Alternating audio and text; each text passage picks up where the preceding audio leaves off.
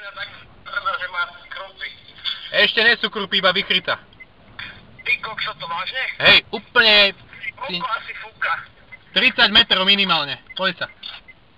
Brutál, Ty kokšo, no tak to aby som vyrazil. Vyraz. Ty kokos, ja tu vidím amatusy. To je super celé, jak hovado toto.